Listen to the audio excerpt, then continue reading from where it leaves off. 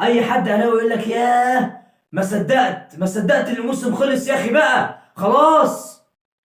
وتخيل الاهلي بالسكواد ده فنش ثالث هيلعب في الكونفدراليه الافريقيه. ايه ده؟ ده النادي الاهلي فنش ثالث؟ مش ممكن.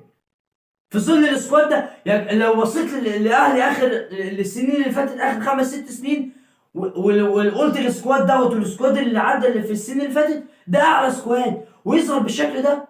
كل لاعب بقى عمل له موسم ولا عمل له ماتش ولا ماتشين عمال يتنطط. الاهلي ما لعبش ب5 جنيه كوره السنه دي وجايب مدرب فاشل.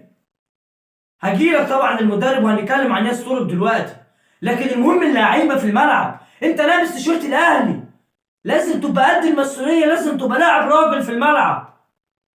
ما شفناش الكلام ده، ولا روح ولا عزيمه ولا طعم ولا لون ولا منظر.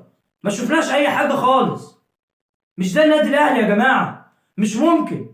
وفي الاخر يلعب بعد السكواد ده كله، راح الاهلي يلعب في الكونفدراليه. ده اللي مزعل الجمهور.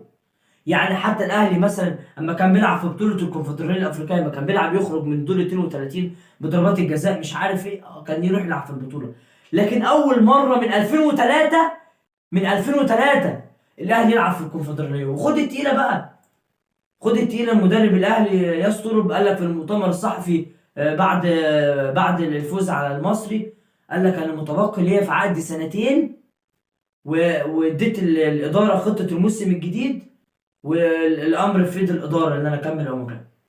يعني معنى الكلام ان الراجل عايز فلوسه، عايز الشرط الجزائي كامل 6 مليون دولار، مش هيقسط. هو رافض يقسط. هو الراجل عايز 6 مليون دولار بقى خلاص، عايز فلوسه كامله. وانت اللي حطيت نفسك في الموقف دوت ليه؟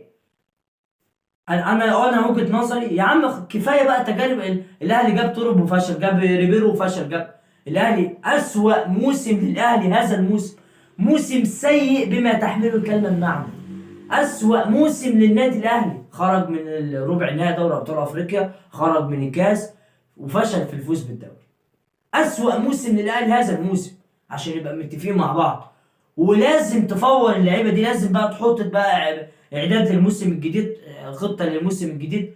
لازم تبقى في وقفه مع اللعيبه، وفي وقفه مع الفرقه خلال الموسم الجديد. وفي قرار تاريخي بقى من الاداره، واللي وصل لي واللي حسب اللي سمعناه ان الاهلي هيجيب مدرب مساعد مع ياسطرب قبل شهر 7، او قبل او 30/6 يعني. وهيبقى مدرب لحد يبقى مدرب مساعد معاه هو الباقي.